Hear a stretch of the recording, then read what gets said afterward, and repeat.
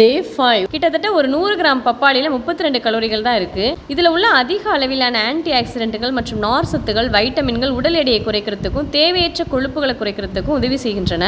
ஒரு கப் பால் குடிச்சதுக்கு அப்புறம் அரை மணி நேரம் கழிச்சு பப்பாளி பழத்துண்டுகளை நம்ம எடுத்துக்கும் போது பசியை கட்டுப்படுத்தி வயிறு நிரம்பின ஒரு ஃபீலிங்ஸ் நமக்கு உண்டாகும். பப்பாளியை தயிரில் நறுக்கி போட்டு உலர்பழங்களோட காலை உணவில் சாப்பிடும்போது தொப்பை கொழுப்பு குறையும். பப்பாளி காயை கூட்டா செஞ்சு சாப்பிட்டு வந்தோம்னா குண்டான உடல் படிப்படியாக மெலியும்.